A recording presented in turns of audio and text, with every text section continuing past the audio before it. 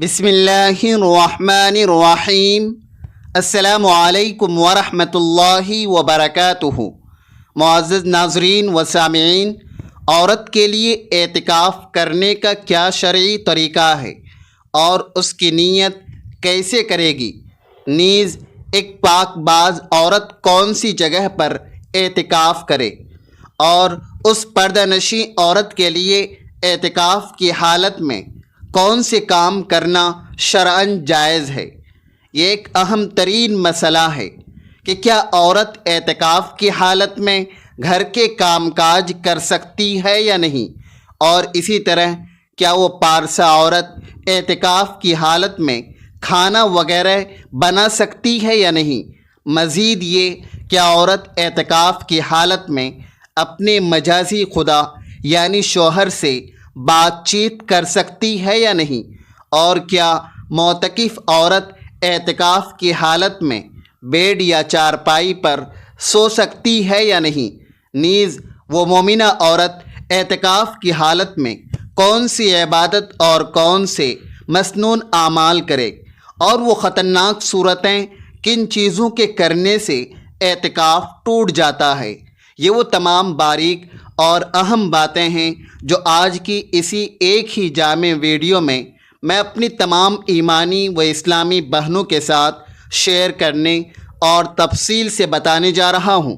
مجھے قوی امید ہے کہ اگر آپ یہ سبق آموز ویڈیو مکمل دیکھ لیتی ہیں تو آپ کو بے پناہ علمی فائدہ حاصل ہوگا، اور فقہ کے بہت سارے پیچیدہ مسائل آپ کو اسی ایک ہی ویڈیو سے سیکھنے کو ملیں گی۔ اسی لیے اگر آپ اس مبارک رمضان اعتکاف کا پختہ ارادہ رکھتی ہیں تو آپ یہ ویڈیو اول تا آخر مکمل دیکھیں۔ انشاءاللہ عز و جل یہ ویڈیو آپ کے لیے زاد راہ اور بہت زیادہ مددگار ثابت ہوگی۔ سب سے پہلی بنیادی بات کہ اعتکاف کی فضیلت کیا ہے، تو دیکھیں کہ کتب احادیث میں اس کی عظمت و فضیلت کے حوالے سے کئی ایک مستند احادیث موجود ہیں۔ میں ان میں سے ایک لولو و مرجان جیسی حدیث پاک کا مفہوم آپ لوگوں کے سامنے بیان کرتا چلوں کہ نبی رحمت شفیع امت صلی اللہ علیہ وسلم نے ارشاد فرمایا کہ جس سعادت مند نے رمضان کے آخری عشرہ میں سنت اعتکاف کیا، اسے اللہ تبارک و تعالی کی جانب سے 2 مقبول حج اور 2 عمرے کا عظیم الشان ثواب عطا کیا جاتا ہے۔ یعنی جو خوش نصیب رمضان کے آخری عشرہ میں سنت اعتکاف کرے، اللہ رب العالمین اسے 2 مقبول حج اور 2 عمرے کے برابر اجر و ثواب عطا فرماتا ہے۔ اب سب سے پہلا فقہی سوال یہ ہے کہ اعتکاف کریں کیسے، اور ہماری مائیں بہنیں یعنی عورتیں کون سی مخصوص جگہ پر اعتکاف کریں اور اس کی شرعی نیت کیسے کریں، اس کا مکمل کیا طریقہ ہے؟ تو دیکھیں، اگر کوئی بھی پاک دل اسلامی بہن اعتکاف کا ارادہ رکھتی ہیں تو اسے چاہیے کہ وہ 20ویں روزے میں غروب آفتاب سے پہلے یعنی 20ویں روزے کی افطاری سے کچھ وقت پہلے ہی اعتکاف کی نیت سے اپنے گھر کی یعنی بیت مسجد میں داخل ہو جائے۔ یہاں یہ جاننا ضروری ہے کہ بیت مسجد اس جگہ کو کہتے ہیں جو اس نے اپنے گھر میں نماز اور تسبیح و عبادت کے لیے پہلے سے خاص کر رکھی تھی، یعنی جہاں پر وہ روزانہ نماز وغیرہ ادا کرتی ہیں۔ لیکن اگر کسی مخلص اسلامی بہن نے پہلے سے کوئی ایک خاص جگہ نہیں کر رکھی ہے، اور وہ کبھی کسی روم میں پڑھ لیتی تھی اور کبھی کسی اور روم میں پڑھ لیتی تھی، تو اب وہ اعتکاف کے لیے ایک مخصوص جگہ خاص کر لے۔ آج سے یہ مقام میری بیت مسجد ہے، یعنی میرے گھر کی مسجد ہے، اور میں یہیں پر تمام نماز اور زہد و عبادت وغیرہ کروں گی، تو شرعاً وہ اس کی بیت مسجد ہو جائے گی، اور 20ویں روزے افطاری کے لمحات سے پہلے اعتکاف کی نیت سے وہ وہاں پر تشریف فرما ہو جائے۔ اب نیت کیا ہے؟ تو واضح رہے کہ نیت اصل میں دل کے پختہ ارادے کا نام ہے، لہٰذا بس اتنا ارادہ کر لے کہ میں اللہ تبارک و تعالی کی رضا کے لیے سنت اعتکاف کر رہی ہوں، بس اتنا ارادہ ہی کافی ہے۔ یا پھر زبان سے نویت سنت الاعتکاف کے کلمات کہہ لے۔ نیت کرنے کے بعد وہ غروب آفتاب سے پہلے پہلے اپنی جگہ سنبھال لے، کیونکہ ایسا ہرگز نہیں ہے کہ افطاری کر کے پھر آرام سے اس میں جا کر بیٹھیں۔ اگر کسی نے ایسا کیا تو پھر سنت اعتکاف صحیح نہیں ہوگا، بلکہ غروب آفتاب سے پہلے پہلے وہ اعتکاف کی نیت کر کے بیت مسجد میں داخل ہو جائے، اور یاد رہے کہ افطاری وہیں پر بیٹھ کر کرے گی۔ اب وہ معتکفہ ہر اس ناپسندیدہ چیز سے بچے جس کے ارتکاب سے اعتکاف ٹوٹ جاتا ہے، اور خاص طور پر جن کاموں سے شریعت مطہرہ نے منع کیا ہے ان تمام چیزوں سے بچنا لازم ہے۔ یعنی بغیر کسی شدید شرعی عذر کے اگر وہ اپنی بیت مسجد کی حدود سے ایک لمحے کے لیے بھی باہر آئی، چاہے وہ سہواً یعنی بھول کر ہی کیوں نہ ہو، اس کا اعتکاف فوراً جاتا رہے گا۔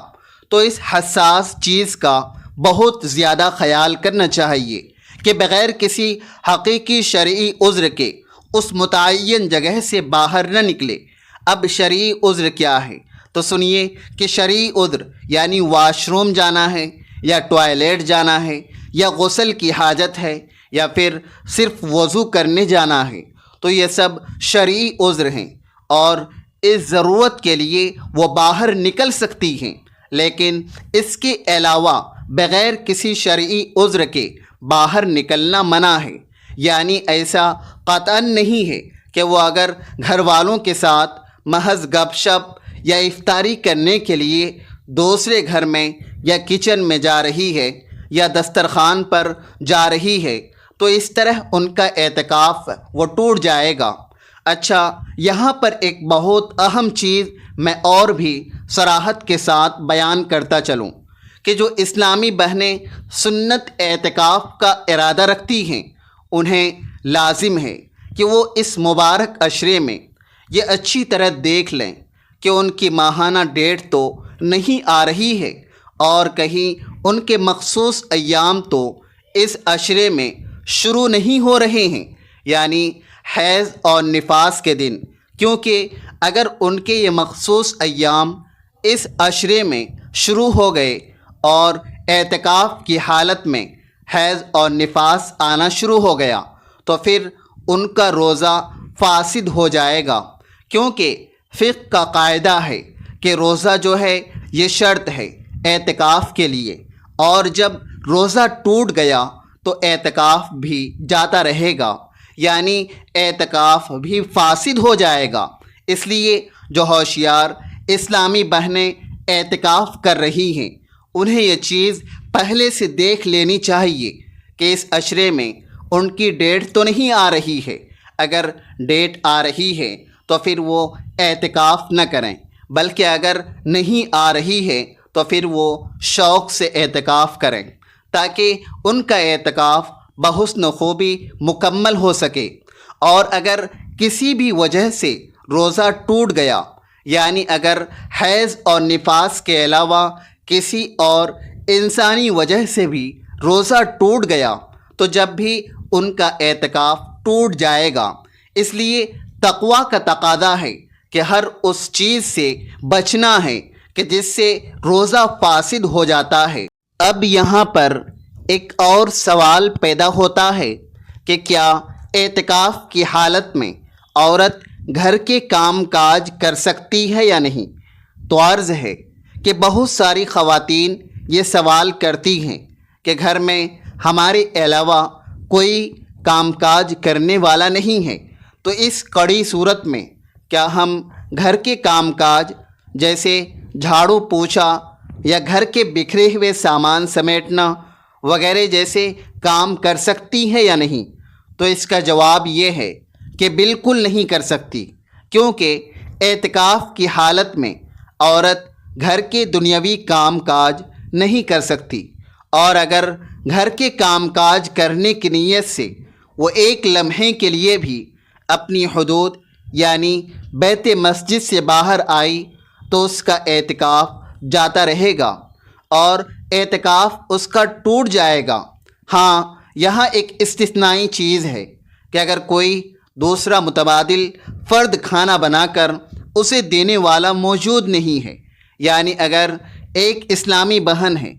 اور وہ یہ سوال کرتی ہیں کہ مجھے کوئی کھانا بنا کر دینے والا میسر نہیں ہے، تو کیا میں اپنے وجود کی بقا کے لیے خود کا کھانا خود بنا سکتی ہوں اور اپنے لیے کھانا سحری اور افطاری خود تیار کر سکتی ہوں؟ تو فقہا فرماتے ہیں کہ اس مخصوص صورت میں اجازت ہے، مگر پہلے تو وہ کسی کی ڈیوٹی اور ذمہ داری لگائیں کہ وہ اسے ان 10 دنوں میں کھانا وغیرہ مہیا کریں۔ لیکن اگر کوئی واقعی نہیں ہے اور کوئی سخت مجبوری ہے تو صرف اپنا کھانا بنانے کے لیے کچن میں جا سکتی ہے، کیونکہ یہ ایک طبعی مجبوری ہے، اور چونکہ روزہ رکھنا اعتکاف کے لیے شرط ہے اور کھانے کے بغیر انسانی گزارا نہیں ہے، تو صرف اپنے لیے کھانا بنانے کے لیے وہ حدود سے باہر نکل سکتی ہے اور وہ کچن جا سکتی ہے، مگر طریقہ یہ ہو کہ وہ اپنا کھانا بنائیں اور فوراً وہاں سے کھانا لے کر اپنی بیت مسجد میں داخل ہو جائے اور وہاں پر سکون کے ساتھ جا کر وہ کھائے۔ لیکن اگر کچن میں جا کر وہاں پر کسی اور کا بھی وہ کھانا بنانا شروع کر دیتی ہیں تو اس طرح اس کا اعتکاف جاتا رہے گا۔ یاد رہے کہ صرف اپنے لیے وہ کھانا وغیرہ اگر بنانا چاہتی ہیں تو بنا سکتی ہیں، لیکن گھر کے دوسرے افراد کے لیے نہیں۔ اسی طرح ایک سماجی سوال یہ بھی پوچھا جاتا ہے کہ ہم اعتکاف کے دوران اپنے شوہر سے بات چیت کر سکتی ہیں یا نہیں، اور کیا ہمارا شوہر ہم سے اگر بات کرے تو اس سے ہمارا اعتکاف تو نہیں ٹوٹے گا؟ تو اس کا جواب یہ ہے کہ جی بالکل نہیں ٹوٹے گا، کیونکہ اعتکاف کی حالت میں شوہر اپنی معتکفہ بیوی سے بات کر سکتا ہے اور بیوی بھی اپنے شوہر سے حسب ضرورت بات چیت کر سکتی ہے، چاہے وہ موبائل فون پر ہی کیوں نہ ہو۔ جس طرح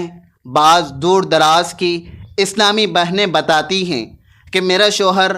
آؤٹ آف کنٹری یعنی بیرون ملک ہے، تو کیا میں اس سے فون پر بات چیت کر سکتی ہوں؟ تو عرض ہے کہ جی آپ بالکل بات کر سکتی ہیں، لیکن صرف ضرورت کی بات آپ کریں، کیونکہ فضول باتیں اور بے مقصد گفتگو کرنا یعنی گھنٹوں آپ فون پر لگی ہوئی ہیں تو اس سے جو ہے اعتکاف کی حقیقی روحانیت ہے اور اعتکاف کا جو اصل مقصد ہے وہ فوت اور ختم ہو جاتا ہے۔ اعتکاف کا اصل مقصد تو یہ ہے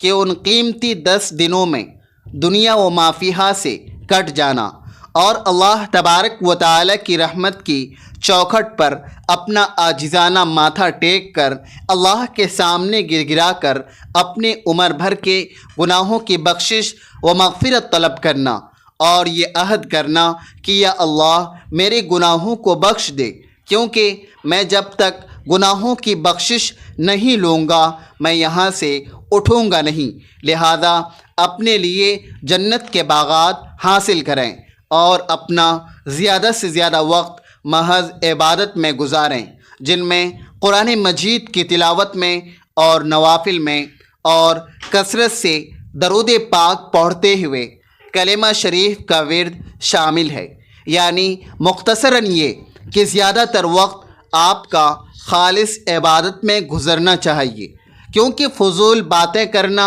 اور لایانی گفتگو کرنا یہ ہرگز درست نہیں ہے اور اس سے اعتکاف کی نورانیت اور روحانیت ختم ہو جاتی ہے۔ البتہ حالت اعتکاف میں ضرورت کی بات کرنا شرعن آپ کے لیے بالکل جائز ہے، آپ بات کر سکتی ہیں۔ اسی طرح ایک عام فہم سوال یہ بھی پوچھا جاتا ہے کہ اعتکاف کی حالت میں کیا ہم آرام کے لیے بیڈ پر یا چارپائی پر سو سکتی ہیں یا نہیں؟ یعنی اگر ہمیں کوئی جسمانی تکلیف ہے اور ہم نیچے فرش پر نہیں سو سکتی ہیں تو کیا حکم ہے؟ تو جواب یہ ہے کہ جی بالکل سو سکتی ہیں، لیکن شرط یہ ہے کہ اپنے بیت مسجد کے اندر ہی وہ بیڈ اور چارپائی ہو، یعنی آپ کی بیت مسجد کی حدود میں ہونا یہ ضروری ہے۔ بالفاظ دیگر جو جگہ آپ نے نماز کے لیے پہلے سے مقرر کر رکھی ہیں، جو آپ کی اعتکاف والی مخصوص جگہ ہے، وہیں پر یہ چارپائی آپ لگا کر سوئیں، کیونکہ اگر آپ وہاں سے نکل کر کسی اور دوسرے روم میں جائیں گی یا اس روم کا وہ حصہ جو آپ نے نماز کے لیے مقرر کیا ہے اس سے ذرا سا ہٹ کر کسی اور حصے میں جا کر آپ بیڈ پر سو رہی ہیں تو اس سے آپ کا اعتکاف ٹوٹ جائے گا۔ بس جو آپ کی متعینہ بیت مسجد ہے وہیں پر آپ چارپائی لگا کر چارپائی پر سو سکتے ہیں، مگر وہاں سے باہر نکل کر آپ اگر سوئیں گے تو آپ کا اعتکاف جاتا رہے گا۔ یہ چند ایک ضروری مسائل تھے جن کا جاننا ہر معتکفہ کے لیے لازم ہے۔ اسی طرح بعض متجسس خواتین یہ بھی پوچھتی ہیں کہ اعتکاف کی حالت میں ہمیں کتنی دیر سونا چاہیے اور کتنا سونا مناسب ہے؟ تو عرض ہے کہ جتنا زیادہ سے زیادہ ممکن ہو سکے ہمارا وقت ذکر و عبادت میں گزرنا چاہیے، اور خاص کر جو آخری عشرے کی طاق راتیں ہیں یہ تو ہمیں ہر صورت جاگ کر اور بیدار رہ کر گزارنی ہے، کیونکہ اعتکاف کا ایک عظیم مقصد آخری عشرے میں چھپی ہوئی رات لیلۃ القدر کو پانا ہے، اور آخری عشرے کی وہ مبارک طاق راتیں یعنی 21 کی رات ہوگی یا 23 کی رات ہوگی یا 25 کی رات ہوگی یا 27 کی رات ہوگی یا پھر 29 کی رات ہوگی، تو یہ 5 راتیں جو ہیں یہ ہم نے پوری ہمت سے جاگ کر اور خالص عبادت میں گزار کر لیلۃ القدر کو پانے کی بھرپور کوشش کرنی ہے، اور رو رو کر دعا کرنی ہے کہ اللہ تبارک و تعالی ہمیں لیلۃ القدر کی سعادتیں عطا فرمائیں۔ مجھے کامل امید ہے کہ آپ کو میری یہ تمام علمی باتیں اچھی طرح سمجھ آ گئی ہوں گی، اور مجھے یہ بھی امید ہے کہ اس سبق آموز ویڈیو سے آپ کو دین کے بارے میں بہت کچھ نیا سیکھنے کو ملا ہوگا۔ اگر واقعی کچھ سیکھنے کو ملے تو کمنٹ کر کے اپنی رائے سے ضرور بتائیے گا۔ ناظرین، اگر ویڈیو اچھی لگے تو اس نیک کام میں حصہ لیتے ہوئے ویڈیو کو لائک کریں اور صدقہ جاریہ سمجھ کر شیئر کریں، اور مزید ایسی ویڈیوز کے لیے چینل کو سبسکرائب کریں، اور کمنٹ باکس میں کم سے کم اللہ تبارک و تعالی کے 99 صفاتی ناموں میں سے ایک نام عقیدت کے ساتھ ضرور ٹائپ کریں۔ اگلی اصلاحی ویڈیو تک کے لیے خاکسار کو اجازت دیجیے۔ اللہ حافظ۔